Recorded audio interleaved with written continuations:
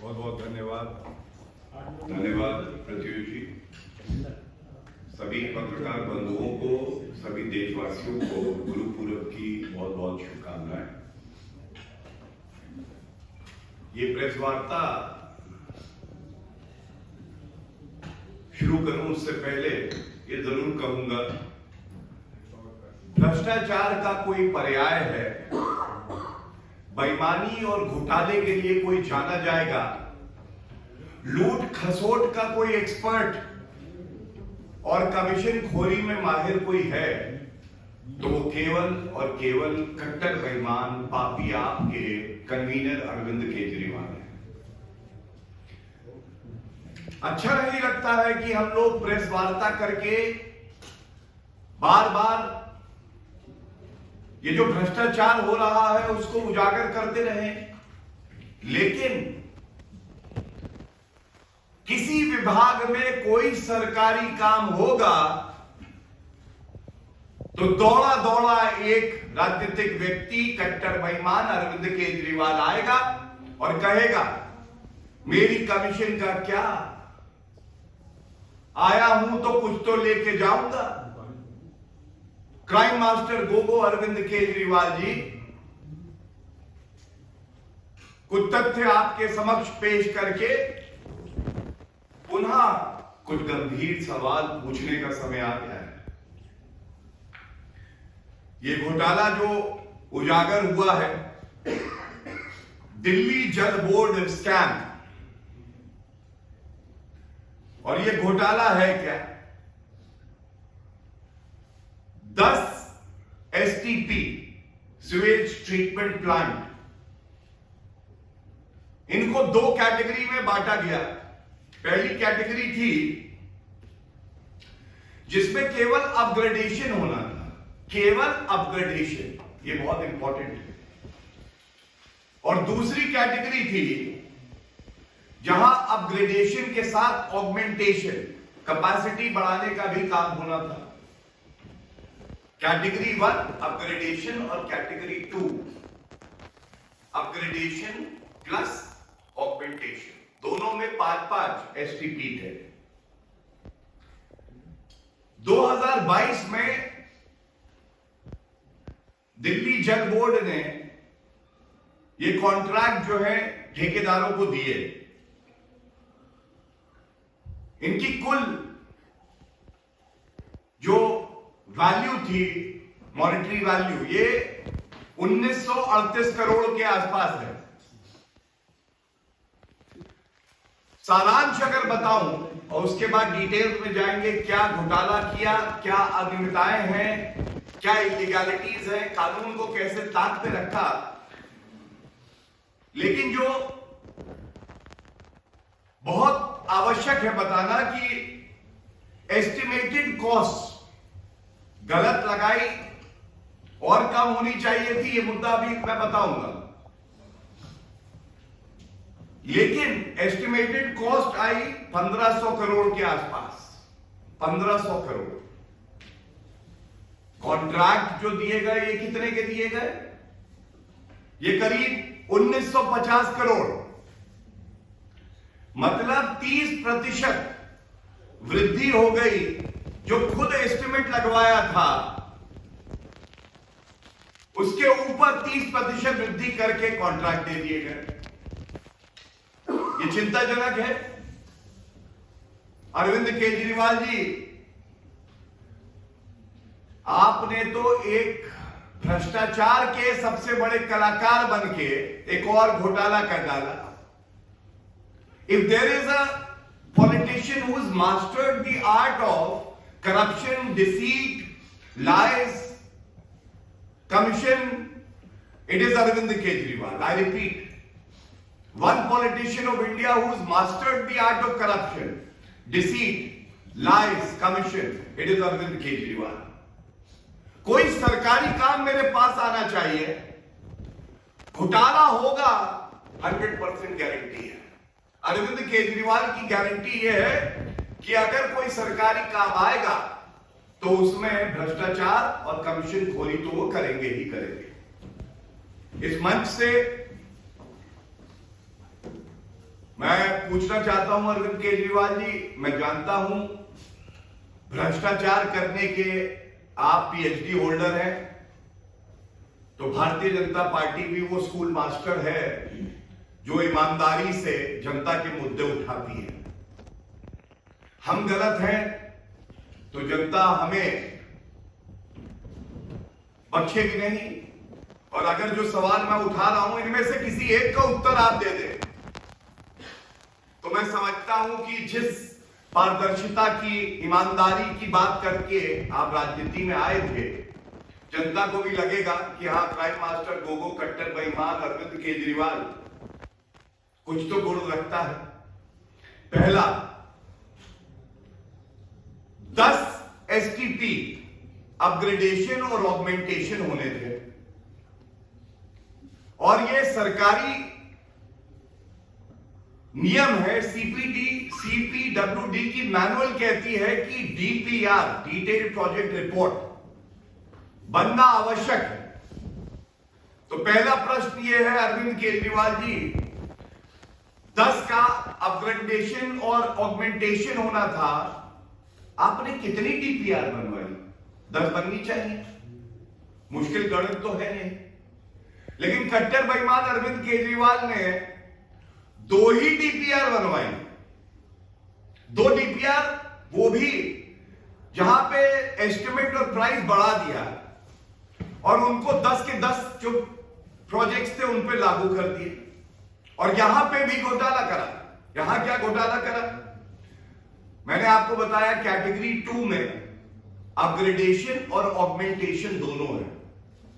एक साधारण व्यक्ति भी ये जान जाएगा कि अपग्रेडेशन केवल होगा तो कॉस्ट कम होगी, और अगर दोनों है तो कॉस्ट ज्यादा होगी।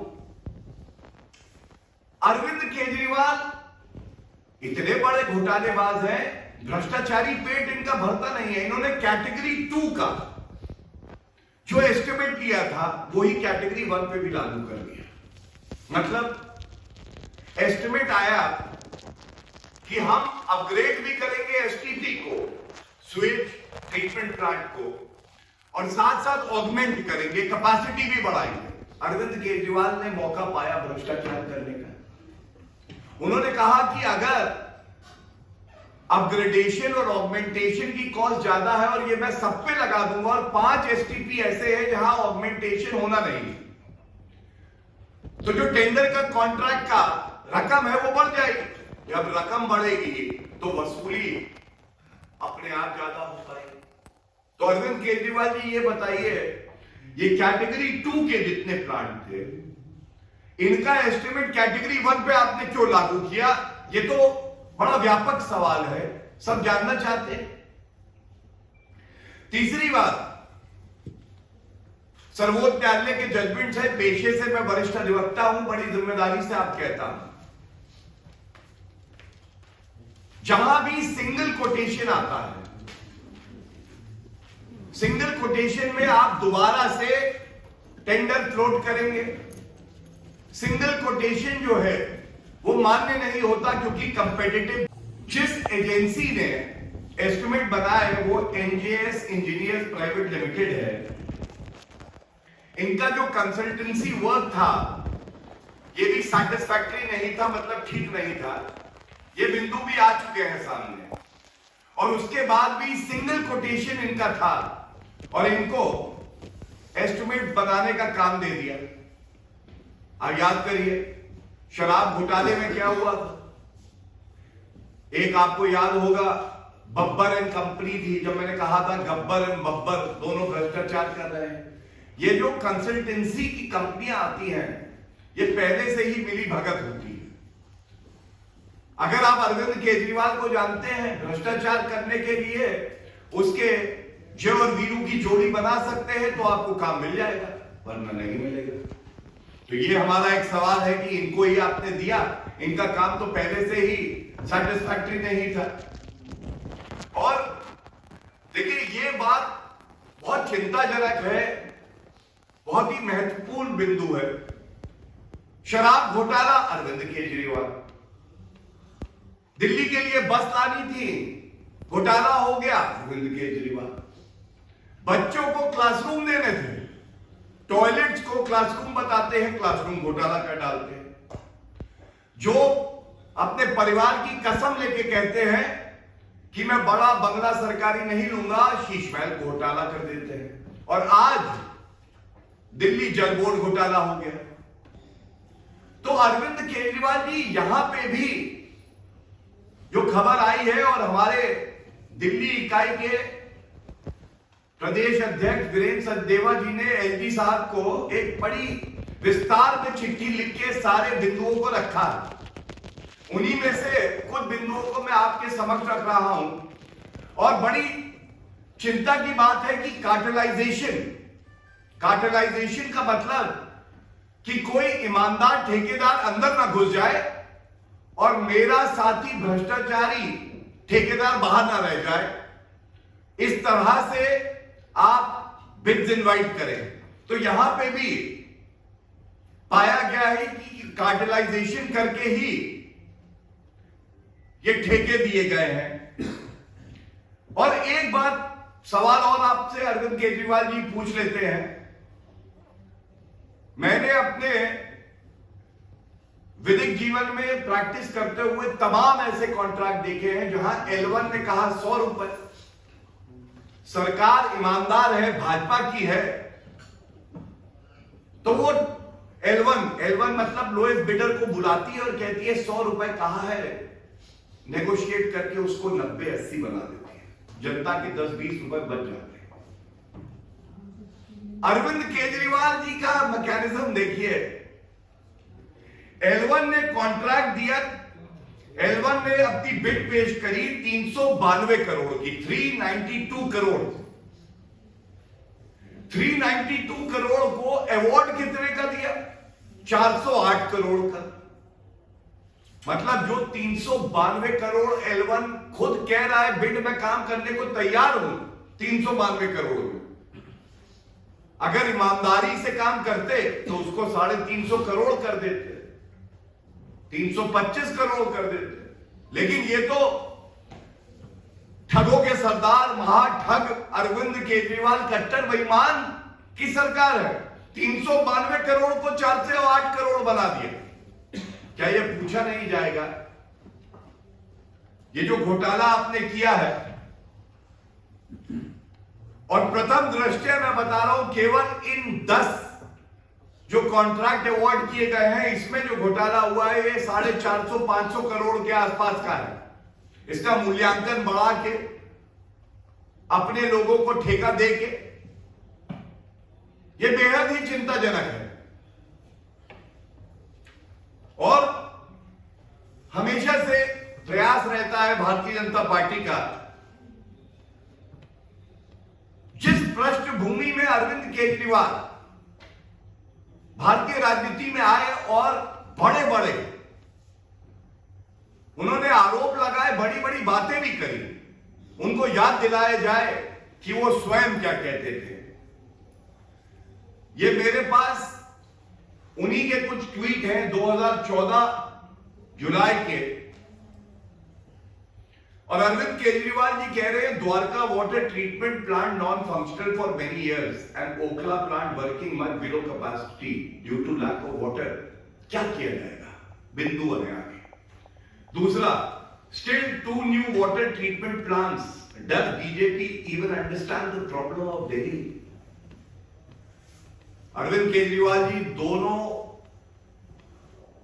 जो मैंने ट्वीट दिखाए, आपको ये बताना होगा दिल्ली की जनता को आप स्वच्छ पानी नहीं दे पाए। एसटीपी बेहतर करने थे, वहां पे भी आपने घोटाला कर दिया है। आपको ऐसा प्रतीत होता है भ्रष्टाचार आप करते रहेंगे और बचे रहेंगे। मैं इतना ही कहूंगा अरविंद केजरीवाल जी, आप इस गुमा में मत रहिएगा कि आपको बख्शा जाएगा।